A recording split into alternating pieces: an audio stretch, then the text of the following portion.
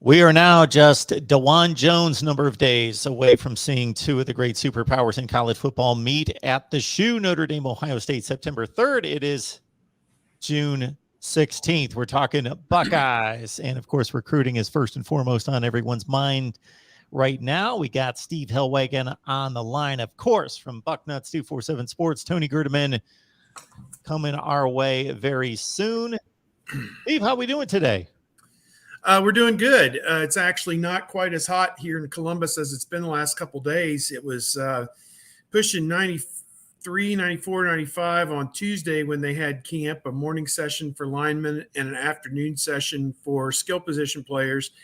And then yesterday, it was actually going up as high as 96, 97 degrees and felt like 106. And then you're out there on the field turf too, which is kind of like hot concrete out there. So, because it just with all those rubber pellets, it just traps in all that heat and everything. It was miserable. So, I was out there the last 2 days for the camp and saw a ton of great players we're going to talk about. But also today, it's not quite that hot today, although my thing says it is 90 degrees where I'm at here in Pataskala. So it's about 5 degrees cooler than it's been, but still brutally, brutally hot here in Columbus. They're having a 7-on-7 tournament there at Ohio State today with high schools from really all over. I had the list. I think there are schools from Indiana, Kentucky, Michigan, maybe one or two from Virginia. I'm not sure, but they're coming from all over to come and play in a 7-on-7 tournament at Ohio State. And so far, it has not rained here in Central Ohio, so they're hoping to get this all done here later this afternoon. And one of the key guys there is from Findlay, Luke Montgomery. I get the two brothers confused. I think Ryan is the verbal commitment, who's the 2023 offensive lineman, and then Luke, I think, is the 2025 quarterback. And I would say it's a good bet that he's going to be the quarterback that they sign. If they only sign one, it'll probably be him in that 2025 class, just because actually he's Ryan Montgomery, his brother is Luke. So I'm getting them all confused, as I'm almost dyslexic sometimes with these names, and I'm getting old. That's part of my problem is remembering things. But Ryan Montgomery is the quarterback. Luke is the offensive lineman, and he's playing there today. Bill Kurlick and Patrick Murphy are there. We've got a thread going on bucknuts.com with live updates from the 7-on-7 tournament. Not a lot of other key prospects really appearing there today. Maybe a quarterback from Bellefontaine, Tavian St. James, I believe is his name, that we tracked earlier. He was at another camp session. And Cleveland, Villa Angela, St. Joseph is there. They've got a really good defensive player, a young kid who may have gotten an offer as well. So hey, there's Big Tone. There he is. That's going on right now, and he could probably tell you a little bit more about the developments out there because he just came from there, the 7-on-7 tournament. I'll just add there's one more day of camp, and that's next Tuesday.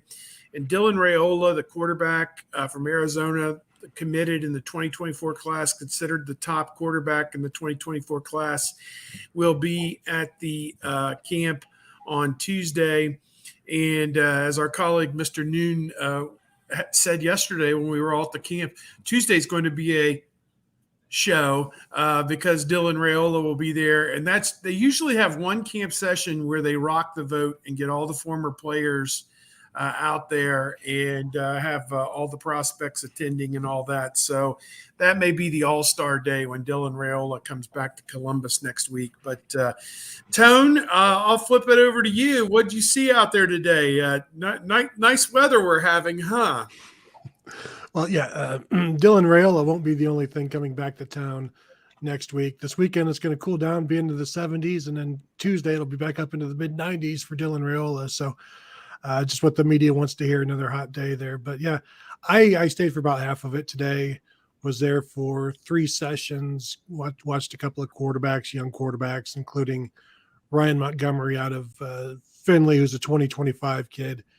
And boy, if you don't have a program, and there are no programs, it's hard to keep track of everybody. You got to know precisely where somebody is in order to go and watch, not just stand around looking like a doof. But yeah, it was good to get back out there. This is my first day of camp, so I didn't want to overdo it, obviously. So I did about a half day and then came back here for. So I didn't want to leave you guys stranded. You'll overdo it when it gets to be 75 degrees outside. Yes, that's overdoing it weather. And it makes sense. Unfortunately, you guys take the brunt of it from both ends of the spectrum, as we do in the Northeast and the Midwest, where it shoots from 40 to 90 like that. But hey, there you go. That's where we stand. The number of names that we could go through. Let's go through the most recent offers. Tony, do you have that list? Whether it be in front I'll of you, pull it up while you guys are talking. Yeah, I've got it. I can talk about it. I came slightly prepared. So there was a camp on Tuesday, and they offered 4 new players on Tuesday. And these players were Cincinnati Moeller running back Jordan Marshall. He rushed for 1,200 yards last season for Cincinnati Moeller. They went 11-4 and made it to the regional championship last year. He is right around 190 pounds. And I think by the time he gets on campus, he will be about 200 pounds. And I think he's a guy that enjoyed working with Tony Alford and was offered by the Buckeyes. Then they offered 3 players who are in the 2025 class who are coming out of their sophomore year and beginning their junior year. The first one is Jacksonville, Florida, Mandarin wide receiver Jamie French Jr., and French is spelled with 2 F's, F-F-R-E-N-C-H Jr. Then the player I was referencing a moment ago, he's not a defensive player, he's actually a running back from Cleveland Villa Angela St. Joseph's 2025 running back Bo Jackson.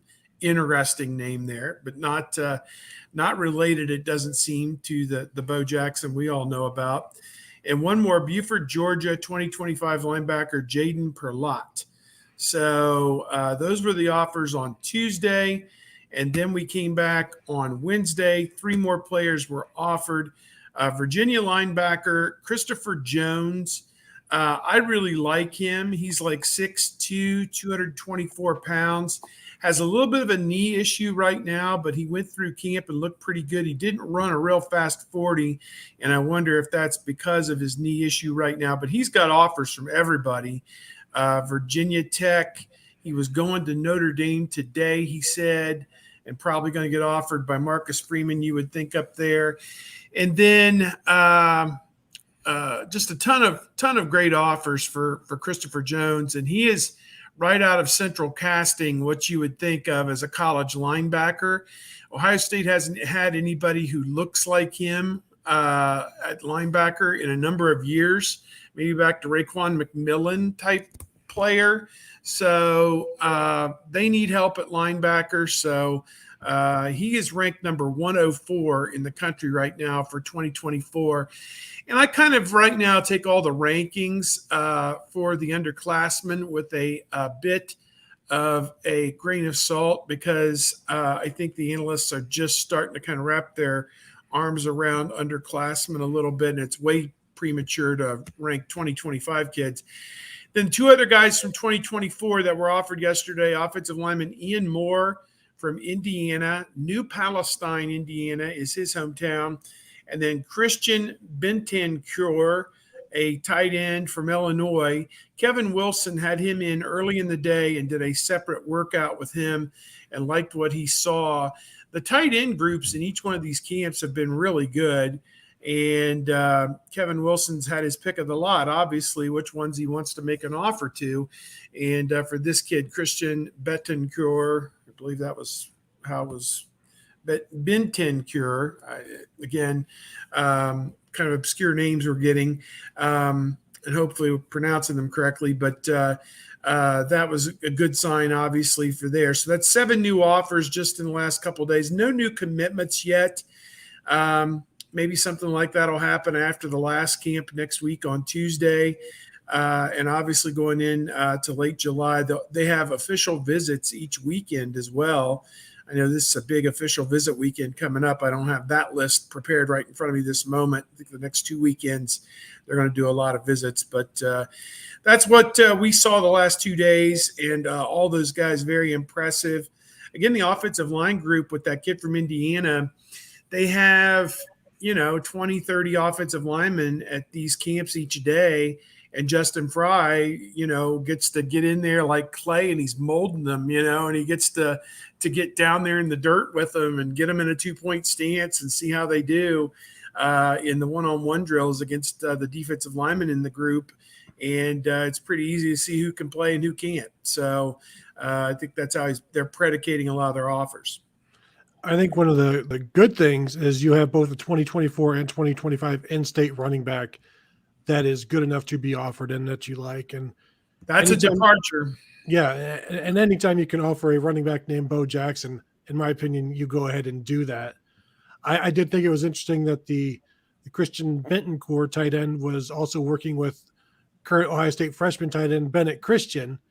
And if they get both of those guys, that might provide some tough tongue twisters at some point with Bennett Christian and Christian Bentoncourt. But the running backs, I think it's huge. They to already have those guys targeted, because at some point they want to get 2 in this class. If they can't, they're going to want to get 2 in 2024. You're going to be losing Travion Henderson early, so you might want to get 2 in 2025. So if you can not necessarily bank the in-state kids and then go looking nationally, that's huge. But if you've got 2 guys in state in consecutive classes that you should land, you're already ahead of the game. In terms of some of the official visits this weekend, Brandon Ennis and Noah Rogers, receivers, Bryson Rogers as well, currently committed to Ohio State. So you've got some receivers coming in, and if they can land those receivers, along with just waiting for Carnell Tate to do whatever he's going to do, this will could eventually rival anything that Brian Hartline has done with the receiver class at Ohio State before. Buckeyes Live here each and every week. And the reason we need to move the show, you're listening to it right now. These guys have all sorts of camps and different events that they need to attend. That's why it's so important to subscribe, hit the like button. Of course, hit the bell for the notifications to know when we go live, because we got to coordinate all of the schedules. Kevin's still at a camp right now, I believe, still checking it out. So that's the deal. So we need you guys to be flexible, because these guys are amazing and showing up here every week at some point during the week, typically on Wednesday, to make this happen for all of us. So we hope that you all appreciate the Buckeye Talk with 3 of the very best here. We got Steve and Tony here today. So please consider the super chat and other contributions. If you want to bypass YouTube for whatever reason, there are reasons. Venmo, PayPal, Cash App, but the super chat is available right here as well. Steve, you were lamenting a few minutes ago before Tony jumped on the inability to keep track of these names, but my goodness, you guys blow me away when it comes to that. My goodness, I do call-in shows like I did last night, and there were like 5 names of guys that I've spit out their names for 1,000 times over the past 15 years, and I can't come up with them now. And I don't know how you guys do it. So yeah, Tony, but before you got on, I couldn't figure out which Montgomery was which, Luke and Ryan. I have a mental block. I screw things up. I'm 54 years old. I'm getting old. I'm forgetting people's names. I could tell you the scores of the games from 1995, and I couldn't tell you the scores of the games from last week. I cannot put new stuff into my brain for some reason and have it remain. So I don't know. You're not alone, Steve. You are not alone. Like Every time I say Cody Simon, I have to. I'm stuck on that one too. I cannot get that one. Don't say Corey Simon, who played at Virginia Tech years ago. I'm just now to the point where I'm confident I'm not going to say Evan Spencer when I mean to say Evan Pryor.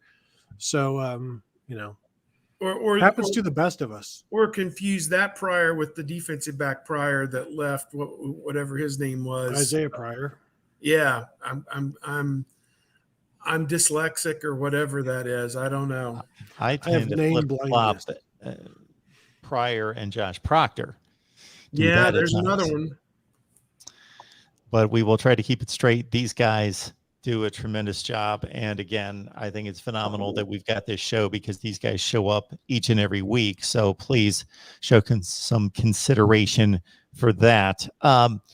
You guys were talking about watching the coaches work with these young players and with your inability to see much of practice. And we talk about that throughout the spring and on into the fall and what you guys are able to see versus what you would like to be able to see. This actually gives you probably a better look into the coaching styles and techniques of these coaches that you can apply to, this is what it must be when they get the big boys on the field and they're working with the current players. Yeah, definitely in a camp. But now 7-on-7, I'll just tell you today, there was schmoozing going on more than coaching. Now a couple of the grad assistants or the staffers were doing some coaching because they didn't have enough head coaches or something to that effect. But yeah, when they're doing position drills and it's an actual camp, then you can really see them get in it, and you see who they're paying attention to, and then you got a guy like Will Smith Jr. who has already committed, and yet he keeps coming back to be able to work with Larry Johnson. So that gives you an idea of both that kid and also the ability that the players do have to work with the coaches. And then now they have to be the elite coaches to get to the players, or to the elite players to get to the coaches, to get to the Ohio State coaches. But it's still always interesting to watch them interact and watch their demeanor and because they can't, Ryan Day wants them in recruiting to be how they are when they're going to be coaching. So you can't necessarily be soft on these guys, but you also can't be a bully to them either. So it's a good opportunity just to see them interact and to see the demeanor.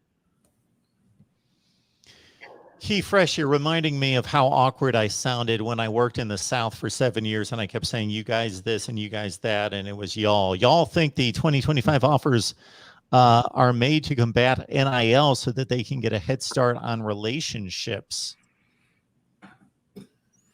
I mean, I guess so, but at the same time, I think that what we're seeing are just some absolute outstanding football players coming through here in that 2025 class, guys with the size. I mean, they're running 40s for the Ohio State staff. The Ohio State staff is timing these kids in the 40-yard dash at Ohio State, and they have collected all this data from hundreds and over 1,000 kids they'll have data on after these camps are over with. So they know who the best of the best, the fastest of the fastest. And from working with them one-on-one, you can determine immediately whether a kid is capable of internalizing a concept and putting it out there on the field and using a technique that you're teaching them on the fly, which is all important with this game of football. So it's kind of a information gathering phase here. And when you have somebody that checks every one of these boxes, it's pretty easy to offer them a scholarship. And they're not showing up sight unseen. They know who's coming. And because they know who's coming, they have studied the videotape of these players. They have their transcripts. They invited them to come to camp, in many cases, the top prospects. So it's not a case where they're making a snap decision. In many cases, they knew 92% they were going to offer them, provided they checked out on the field. So that's kind of the way that it works. There was one player, an offensive lineman from Avon, I believe, Luke Hamilton, maybe a 2024 player.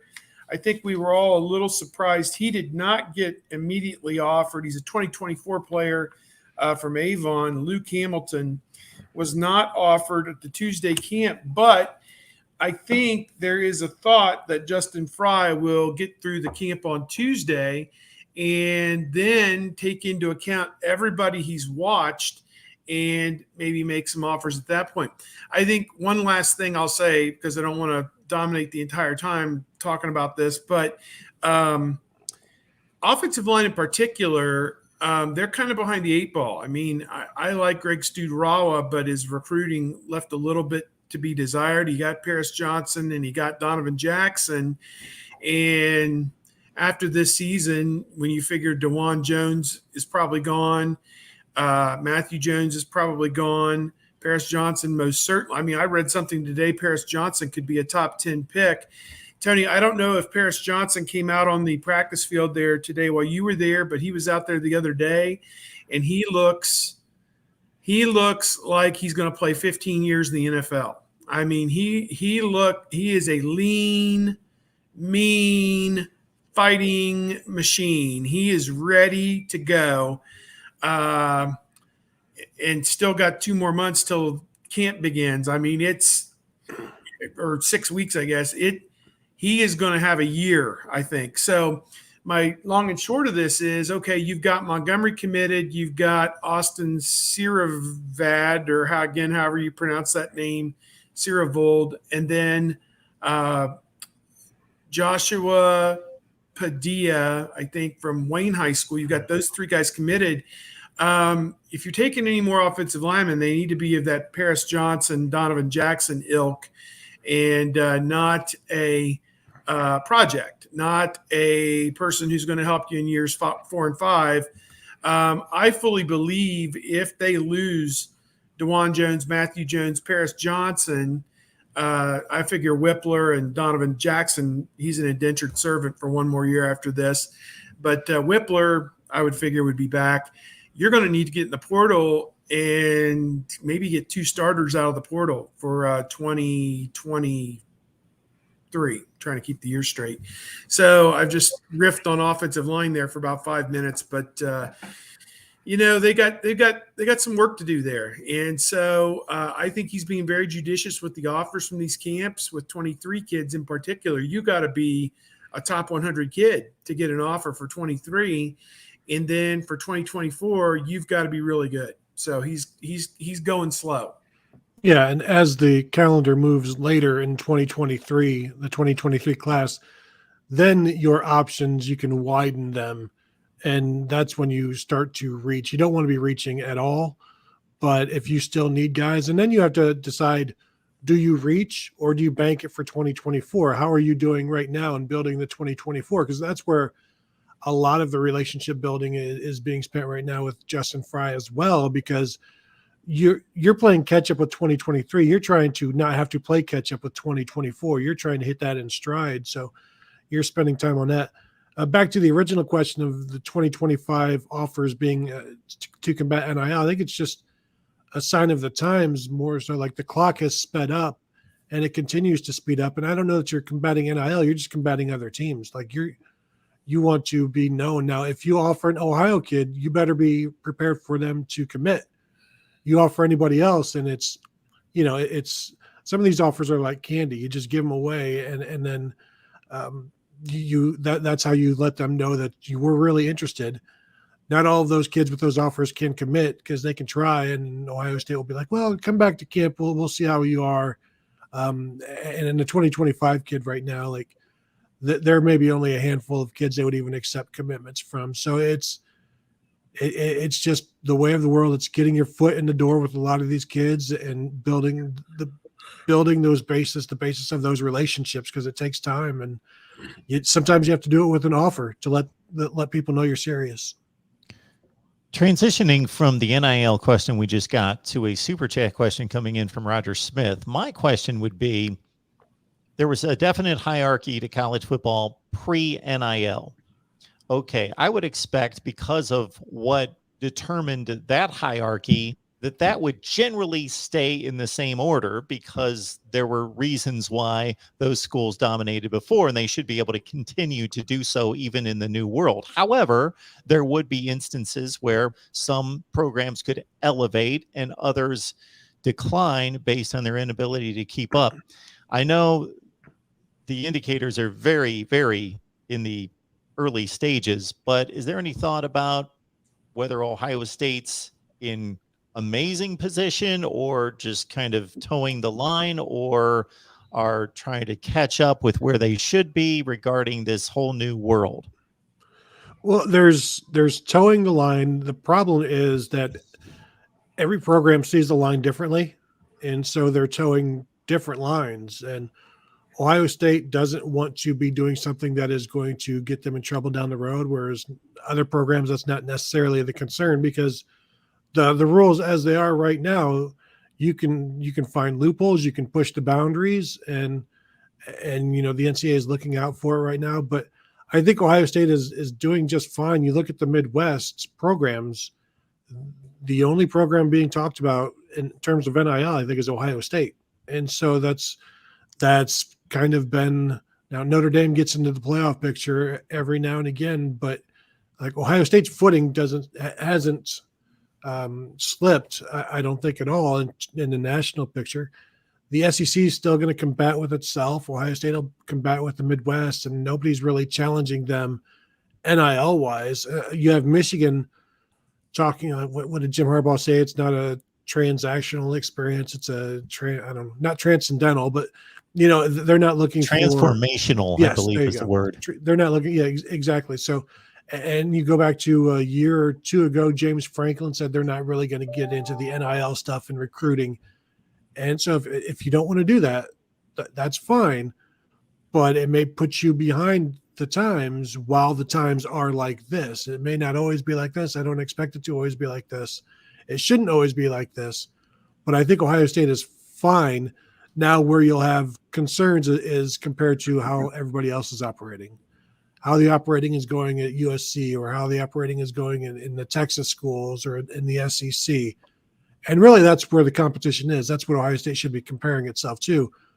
But they don't necessarily want to do anything that's going to jeopardize. And that's just top down, not wanting to get anybody, not wanting to push boundaries that are going to have to be, that are later going to be found out to be rules broken. I've done a couple of radio shows here recently. I was on Big Ten, Sirius XM. I think it's channel 372 the other day with Ben Hartsock and their host.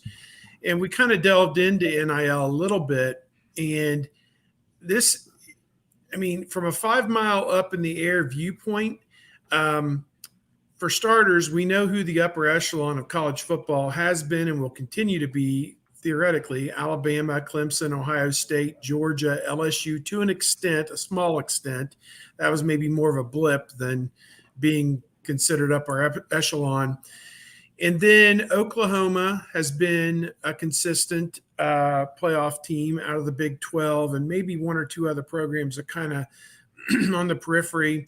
I think what's interesting now is who is going to jump up as a result of NIL inducements to get freshmen into college, which it looks like Texas A&M has taken the early lead in the clubhouse on that. And USC is probably not too far behind with their inducements for transfers and whatever. And can a couple of schools like them or somebody else make some inroads to where they crash that top 5 or 6, 7 program hierarchy? And who in that top 5 or 6 or 7 falls out of that group because they got left behind on NIL? And it's going to be a few years till we have the answers to those questions. Certainly those programs at the top don't want to fall out of that group and be considered by the committee as, you must put this team in the playoff every year because they're in the playoff every year type programs. So to me, we're going to come to a solution on this problem as an industry once the conferences and these leading programs come together with some kind of common ground on what is legal and what is not legal. And until that day comes, it's still going to be the Wild West. And people will vilify the NCAA. Oh, it's a bureaucracy. The guys in Indiana are dictating policy and whatever. It's not like that. It's the Power Five took the control of the NCAA back from the Hirams and all those small schools, Mount Union and whoever, and even Ohio University and, of that ilk. And they control it. They drive it. They run it now.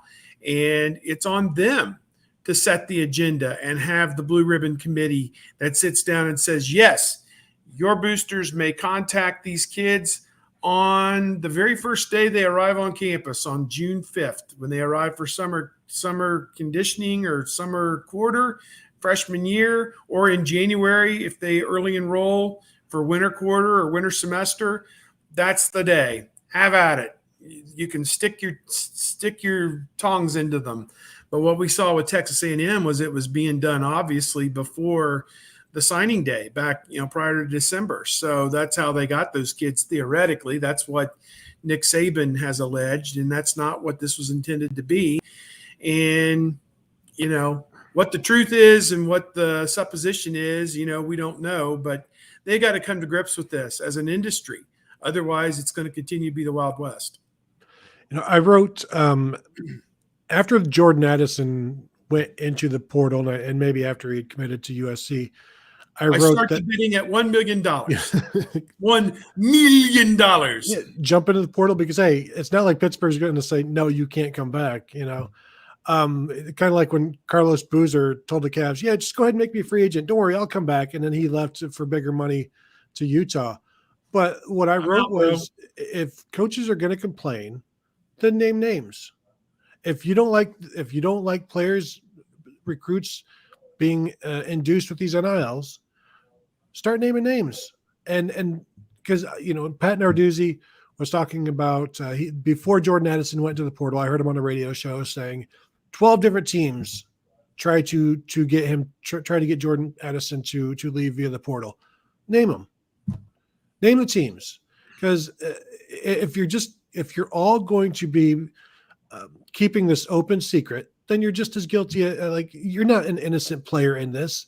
If you know who are committing crimes, and you allow that to happen, then don't complain about it, because this is the filth that you work in. This is your existence. So don't work at the landfill and then complain every day when you come home with a dirty diaper on your shoes. This is, what did you expect? You work at the landfill.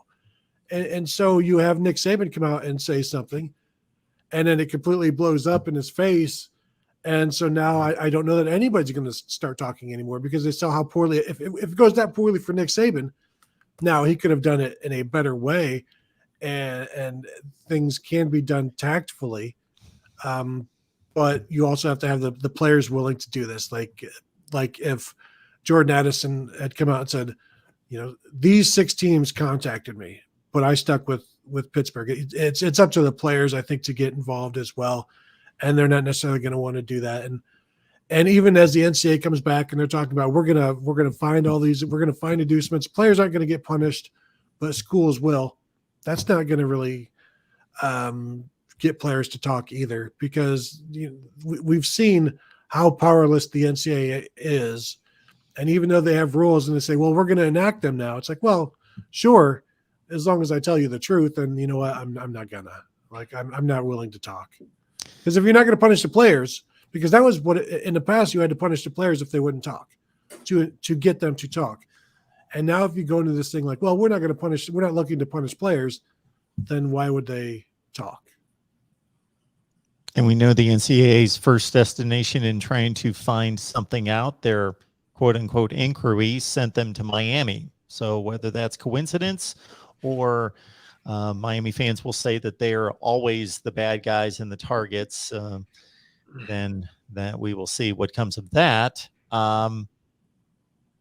We are in a new world, but that being said, and I know I'm self-serving an Ohio State audience, but I think it's reasonable to make the statement that Ohio State has done this better than anybody in the country in maintaining football excellence and academic standards as well. Is that safe to say? Yeah, they just had their best showing in the APR ratings ever as a football program. In fact, they were in the 990s, and they were ahead of Notre Dame in the 980s. And of course, we all know Marcus Freeman got a little bit loose, allegedly, this past week, talking about Ohio State's academics and different things. But yeah, this is the best they've ever done academically. I think the culture within the Ohio State program right now is as good as it's been. You seem to have strong leadership. You seem to have investment, even by out-of-state players, in the success of the team. And I think it's just barreling forward 1 year at a time. And, they're going to be in the mix again this year. I don't think there's any doubt about that. So maybe they're going to cycle back up after, a down season winning the Rose Bowl last year. But I don't know. To me, everything seems really positive around the program. There's not a lot of off the field issues as there have been in years past. And obviously this next 6 weeks is kind of the time, because the guys are in the summer classes and the summer conditioning program. Then there'll be a little bit of a break there, and then they'll start the preseason camp. And this last few weeks is when people seem to kind of go off the rails a little bit, because they know the foreboding is coming, the start of the preseason camp. This is always a time to be on DUI lookout and whatever else. But I guess just and I halfway joke about that, but I guess just kind of keep your eyes and ears open here. I will say, Steve, it's very easy to be in the 990s in the APR when you have online courses. I mean, come on, let's all agree with Marcus Freeman on this. Online courses, I mean, what a joke. And yes, Notre Dame has plenty of online courses, so I don't know what that says about Notre Dame. Well, online courses are here to stay. We're going to have online courses at these colleges forever now because of COVID. They still charge the same. Yeah, Marcus had a lot of thoughts on the radio show that I did about Marcus, but I'll just sum it up to this. And he's kind of come out and said he was misquoted by Dennis Dodd. So I don't know what the truth is on that. I didn't read the report or listen to the radio show where he claimed he was misquoted. But I'll just say this. He's a young guy, 35, 36 years old, whatever he is, kind of thrust into a job, maybe a little bit in over his skis, a little bit in over his head. And he's trying to say things that will ingratiate him to his fan base. And so he's saying things that he should not be saying. You go back to when he was hired and saying he didn't want to make the same mistake twice and turn down Notre Dame, the second time around, should have gone there as an undergraduate. I said this on the show back then. Ohio State gave him everything he's ever gotten, came because of his association with Ohio State. He played in 2 national championship games at Ohio State. He was not going to play in 2 national championship games at Notre Dame. I guarantee you that. Not with, the coaches they had and the players they had. And, he's just, Tony, you and I know this. We've been in this business a long time here in Columbus. There are 6 or 7 websites that cover this stuff. And sometimes there's a little bit of fighting back and forth between I said this and you reported that or whatever. And I told, one of your friends, it's like I just say to him, you never get ahead. And friends, I'm putting in air quotes. You never get ahead by tearing somebody else down. I've never seen anybody get ahead or improve their reputation by tearing somebody down. And that's what it seems like he tried to do here. And then the very last thing I will say on this is they've always had a holier than thou attitude at Notre Dame. They didn't take junior college players. They didn't take Prop 48s in the 90s.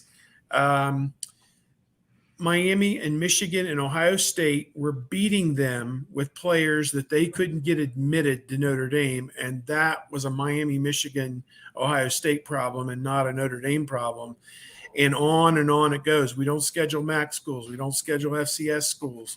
We do things differently. We do things better. All this other crap that we've heard out of them for the last 30 to 40 years, I didn't tell you to set your standards so high that you can't compete. So, Brian Kelly did a pretty good job there, I think, on the whole, getting them into the playoff and the national championship game. So, they can compete, and it's going to be on Marcus Freeman. He's going to stand or he's going to die on his own merits. And, him talking about Ohio State, that's just going to be a footnote when those teams play on September the 3rd. Anybody can make whatever opinionated statements that they want to make about their own decisions. I could say, it was a bad decision to buy that lottery ticket that won me $50 million. That was a bad decision. Well, it doesn't make any sense what I just stated, but I can state that. So Marcus Freeman would have gone 20-18 in his playing career at Notre Dame, and we all know that was just the cusp of what. There's absolutely no logic to what he is saying about where he has arrived in life as a 35-year-old versus all that experience coming, the origin of it being at Ohio State University. It makes absolutely no sense. I think one of the confusing things about the Dennis Dodd article is I think when he said that, or allegedly said that, or didn't say what he said, he was talking to alums and donors at that point. So this is just carnival barking when you're talking to alums and donors, as every head coach does, and you're going to kick this team's butt, and you're going to do this, and you're going to do that, and that old squad, they're terrible, and this squad is the best. You're just telling people what they want to hear, and there are a few things Notre Dame people want to hear more than academic stuff. And it's like, yes, thank you for confirming why we're not as elite as we could be. It's because we choose not to be. And so you have to give them that every now and again. Sometimes, though, the words get out, or the alleged words get out, and the words that you never said or didn't mean get out, and then you have to deal with them. But, like you said, Mark, when the game is kicked off, that won't win or lose anything. But if Notre Dame does lose, that will come back. Like 2016 with Ohio State's basic defense, that sort of thing. Like, bulletin board material is meaningless except for when it isn't, and it comes back to bite you in the butt, whether you said it or not. Because you can go back to the 2006 Ohio State-Florida game where Urban Meyer posted up a bunch of fake Herb Street quotes about how much better Ohio State was. Doesn't matter if you said it. If the players believe it, it's gospel. In 2002, Ohio State put up a thing about Miami having a victory party at a club in South Beach after they beat Ohio State for the national championship. I think they made it really look good, this flyer that somehow made its way to Columbus that Miami's players were going to have. Miami's players disavowed any knowledge of it. I think that was a put on, I think, by Ohio State to kind of get the guys riled up. The irony there, Steve, is before that Florida game, I ran into a parent of a player, and they were talking about how excited they were for there's all this talk about a post-game party that Ohio State was throwing, and then it was going to be amazing, and they were looking forward to that. So they did not learn their lesson. No.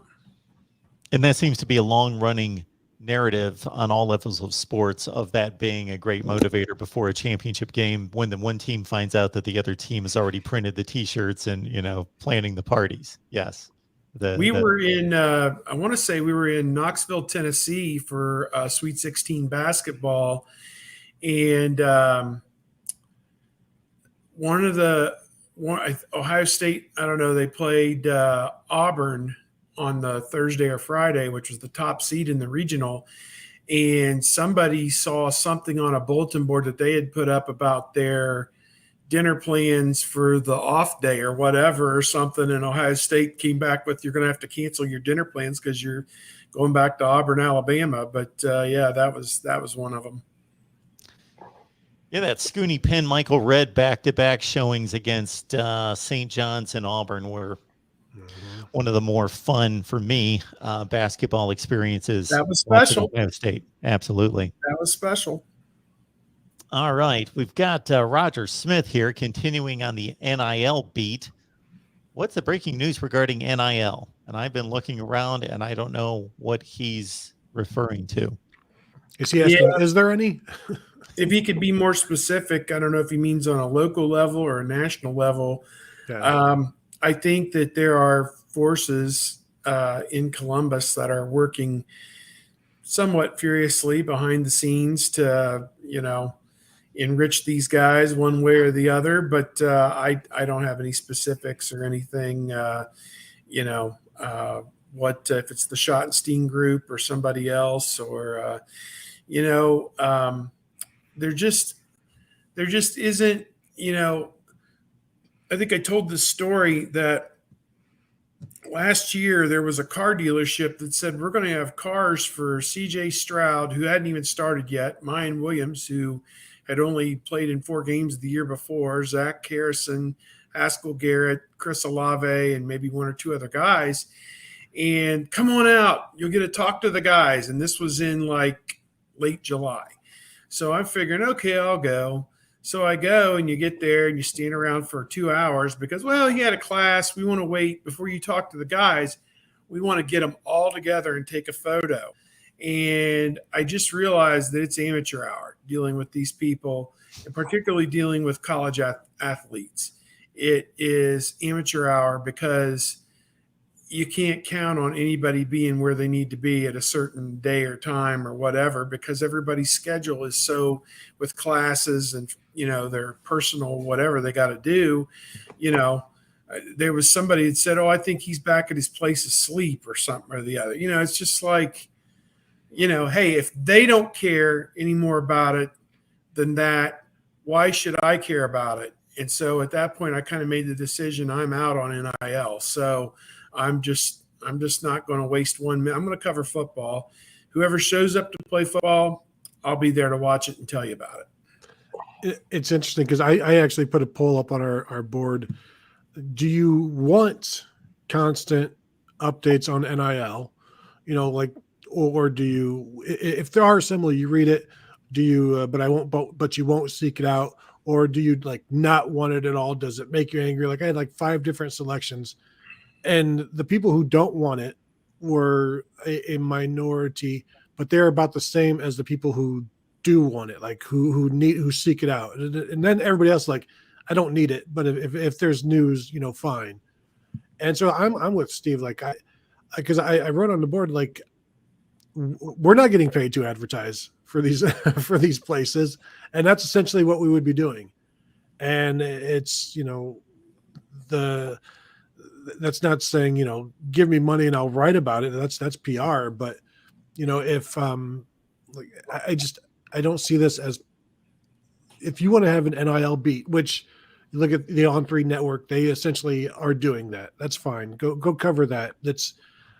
I prefer the what happens in the confines of the campus buildings, rather than what's going on at some lawyer's office downtown or some car dealership downtown. Because that stuff is just, it's noise in the background. I know some people think, well, will it? The concern is, will all of this create divisions in the locker room? And yes, but there have always been divisions in locker rooms, so. It's going to be something else that coaches have to watch, and something else they have to consider, something else that they have to weed out in recruiting, to where you're going to recruit some guys who are going to make some money, but how are they with that money? Because you saw Kyle McCord this spring was asked about CJ Stroud, and he said CJ Stroud is the same guy he was when McCord arrived, when Stroud had never thrown a pass, to what he is now, making NIL money, being a Heisman candidate, heading for the NFL after this year. He is the same guy. And you have to find those guys in recruiting, guys that where they say money just makes you more of what you already are. That's where you've got to nail that down. But yeah, the NIL stuff, I had people fans tell me, you should cover it because then other players see it and they'll want to come to Ohio State. It's but that's not really, that they're not going to come to Ohio State because of something they read online. They're going to come to Ohio State because of what coaches tell them, what players tell them, and things like that. We are a cog in the 5th wheel in terms of this NIL stuff. And it's if I only read about the 4 wheels, the car is still going to move. That's the rumor. That's what I've read as well. Mike Norris is asking, what do you guys think about the team up north celebrating their 1 win per decade over Ohio State with a knockoff of the Golden Pants? I had not heard that. A charm with Wolverine claw through the block O. Man, if you can't celebrate a once a decade win, what can you celebrate? So I'm okay with it. go ahead and do it. The basketball team recently did that for beating Michigan. Like they did it a couple of years ago, right, Steve? Where they came up with a charm. So I don't recall Ohio State fans like being upset then, like, oh, you're just ripping off the football team. So I think go ahead. It's better than a turnover chain or anything like that. You give somebody something to remember the game by, because generally you couldn't necessarily put it on the conference championship rings like Ohio State always did. Now maybe Michigan did this time, but now you start this tradition because how often are they going to have to do it? Who's to say? So probably won't be spending a lot of money on it. Well, good that they're taking it seriously. I guess that's they're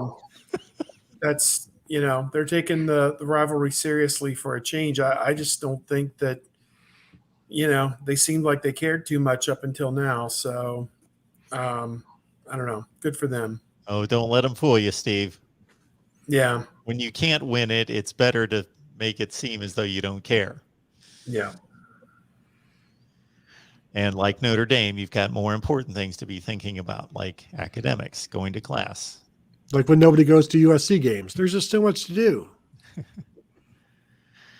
There's a couple wide receivers out there, and you dropped, I believe, between the two of you each name, but we've got a flood of responses concerning Carnell Tate, and of course, Brandon Inniss dropped, I believe, his top 6, and Ohio State's included. But that's, man, when you're talking about 6 schools under consideration, that's a difficult get. But you guys have any insight into those two? Go ahead, Steve. Not really. I think there was some optimism on the Tate front, probably, that's come out. I think Tennessee is a major player for him as well, maybe with some NIL inducement involved there. I don't have a firm grasp on him. In Inniss, I did see the tweet with 6 schools, and again, my eyes just kind of glazed over, like, okay, they're one of 6. Call me 5 minutes before he's ready to announce. And again, I don't know where they're at on visits or who's going where, or if anybody's coming back to Columbus before they announce or whatever. But I guess Tate is supposed to announce at any time, depending on when his video is ready. But I guess we'll see how that all works out. Yeah, I think, as we said, Inniss is coming in this weekend. So he's going to take all of his visits, I assume, before any kind of announcement. But from everything we're hearing, a couple of the insiders at Buckeye Scoop, like Bill Green and Alex Gleitman, still feel good about both Carnell Tate and Brandon Inniss. And, all of these industries, all of these networks have their projections, their crystal balls and their projections. And still, I don't think we've seen anybody necessarily moving off of Carnell Tate to Ohio State. Like, everybody has made their pick for Carnell Tate to Ohio State. You're not seeing necessarily anybody jump to Tennessee.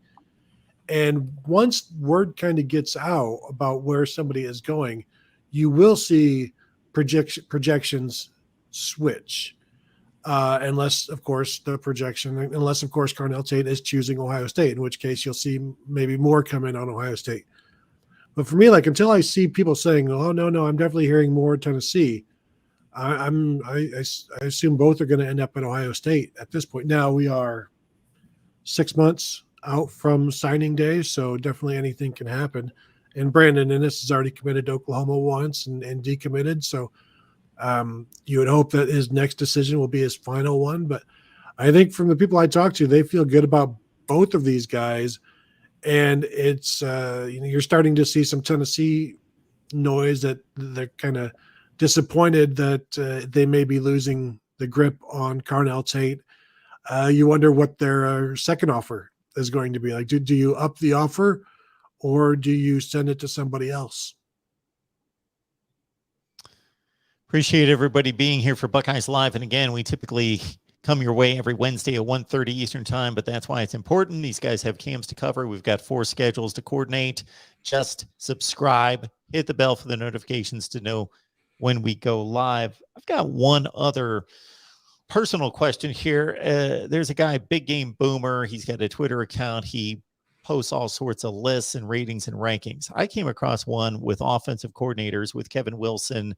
I don't remember where he was ranked, 7th or 8th, something that you would consider reasonable.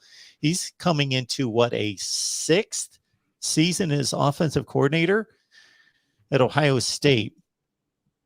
Do you guys have a real good feel for that dynamic between he and Ryan Day and running that offense and how that works between the two of them? Yeah, it's pretty good.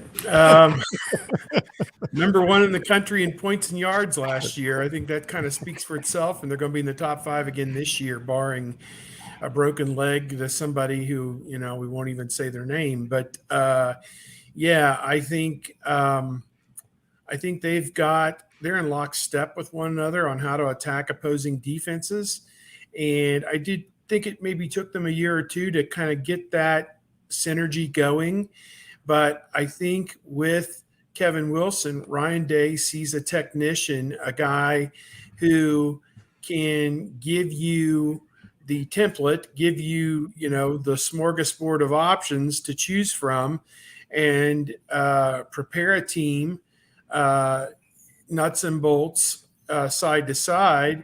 And they take what they discuss in the meeting room as concepts and conceptually, and they're able to take it out on a practice field and work on it, and then put it into a game-like situation and execute it. And it obviously helps when you have Garrett Wilson, a Chris Olave, a C.J. Stroud, a Travion Henderson, and Jackson Smith-Njigba. I mean, and Jeremy Ruckert, and a pretty good offensive line with 4 NFL players as well. So, is everybody on that offense going to play in the NFL from last year? I think, Luke Whippler, if he gets an NFL gig, it may be 11 for 11. So it makes it kind of easy when you've got pros at almost every position. So to me, I think they've built a great rapport, a great working relationship. There are no egos involved with Kevin Wilson.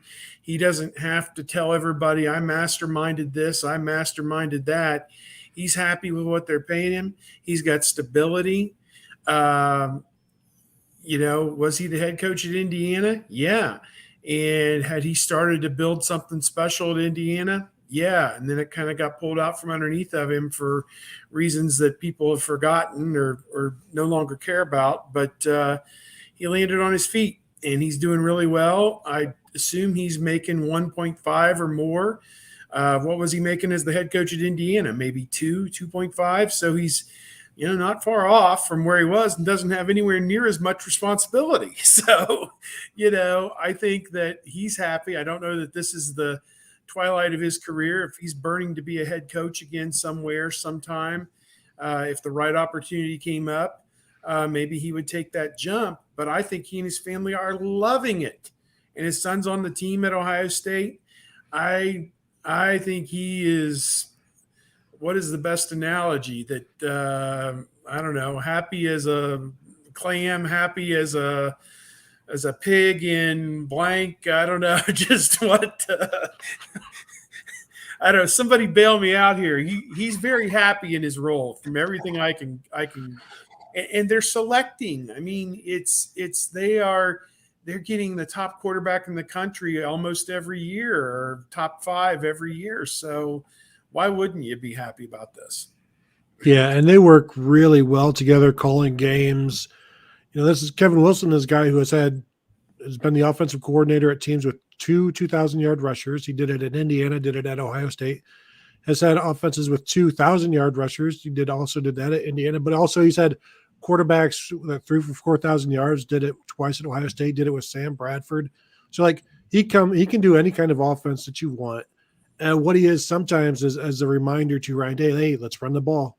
Let's keep it on the ground. So he's kind of like the good devil. He's on the I don't shoulder. want to say he's the angel. He's the good devil on Ryan Day's shoulder to remind him, hey, let's get it in there. And so they work really well together, and they know what each other can do. Now this is what their 3rd year going into, or 4th year, or whatever, where they just they don't miss a beat anymore. And Kevin Wilson is the offensive coordinator of Ryan Day's team. So he gets there's almost like no outside pressure. Like, when was the last time you heard anybody criticize? Well, it's hard to criticize Ohio State's offense, but if you do, you're going to criticize the offensive line or Ryan Day. You know, it's a soft offense. That goes back to Ryan Day. Like Kevin Wilson, it tells you a lot about him where you really can't have an ego. But I also think after you've been fired from a job or you agreed to leave a job, you sometimes have to recalibrate things like that and reassess where things are. And as Steve said, like, why wouldn't you be happy here? You're getting the best kind of talent you want. You only have to recruit tight ends, basically. Like, you know, you're not working that hard, or you're not being put through the rigors of the recruiting trail like necessarily other coaches are, but you are coordinating an offense. You do have plenty of things to do. And he's a brilliant play caller. Doesn't necessarily call as many plays as he used to with Brian Day, but like, is just a perfect guy to have in your ear and to, like, hey, just to give Ryan Day, like, hey, next play, let's just keep this in mind. And he allows Ryan Day to stay a couple plays ahead because he's doing that for him. And they just, like I said, they mesh really well, and you're seeing the results. And I think you might see even more spectacular results this year. You would think that offense can score 30 points against anyone. If they score 30 points against Notre Dame, I think you guys could think back to the last time they lost a game when they scored 30 points. Clemson 2013. Yeah, that Orange Bowl. Yep. There it is. Mm-hmm. All right, folks, we're wrapping up right here. I want to remind you that I hear that Amazon's worth $1.6 trillion. So get this. If you spend $100 at Amazon, they're going to get $100. I don't think they quite need it. If you spend $100 at Amazon, use our link, we get somewhere between like 1 and 5. So why not do that? We're only worth billions at this point. Help bring us up to the Amazon standard of 1.6 trillion. So use the link in the description section, but we need to know where these guys can be found. So Tony, we'll start with you. You can find me shortly taking a nap from the sun today. Nice. Buckeye Weekly is the podcast. You can find that at all of your podcast platforms, and of course at Tony Gerdeman on Twitter and BuckeyeScoop.com. Steve. Yes, just had a nice visit with my son here, Ohio State graduate, by the way. So, Bucknuts.com, at Steve Hellwagon on Twitter, as you can see the address there on the screen. And been real busy with these camps. Got one more to go on Tuesday, and looking forward to getting out there. And then probably just relaxing a little bit and waiting for the start of the preseason coming up here late July, and getting to Indianapolis for the Big Ten meetings in late July as well. So looking forward to it. Folks, we do this every week. We don't know exactly when all the time, so just subscribe, hit the bell for the notifications, bring some friends with you. We'll see you next week for Buckeyes Live. Thanks, guys.